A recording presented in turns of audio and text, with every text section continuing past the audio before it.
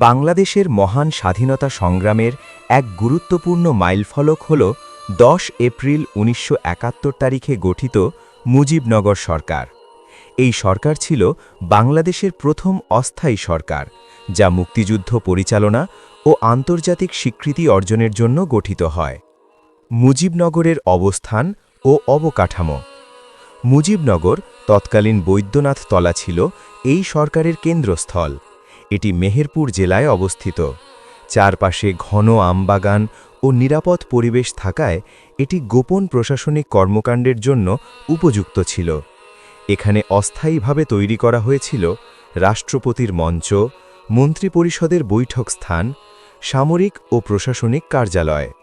ঐতিহাসিক প্রেক্ষাপট: ২৫ মার্চ ১৯৭১ রাতে পাকিস্তানি বাহিনীর বর্বর হামলার পর শুরু হয় মুক্তিযুদ্ধ।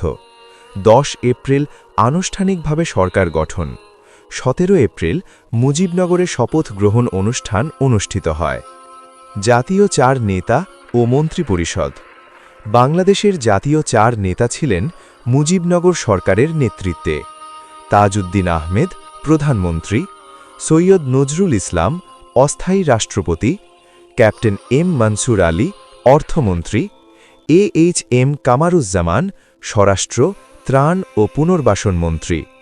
এছাড়াও অন্যান্য গুরুত্বপূর্ণ সদস্যরা ছিলেন সামরিক ও বেসামরিক প্রশাসনে যুক্ত।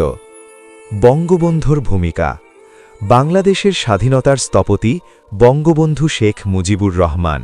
তাকে রাষ্ট্রপতি ঘোষণা করা হয়। যদিও তিনি তখন পাকিস্তানে বন্দী ছিলেন, তবুও তার নেতৃত্বেই সরকার পরিচালিত হয়।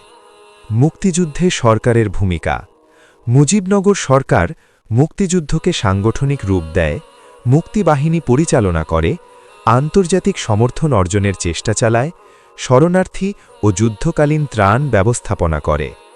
আমরা নর্দার্ন ভিউ বিডির পক্ষ থেকে মুক্তিযুদ্ধকালীন মুজিবনগর সরকারের সাহসী, দেশপ্রেমিক এবং অকুতভয় সূর্য সন্তানদের সশ্রদ্ধ চিত্তে স্মরণ করি এবং তাদের আত্মার মাগফেরাত কামনা করছি।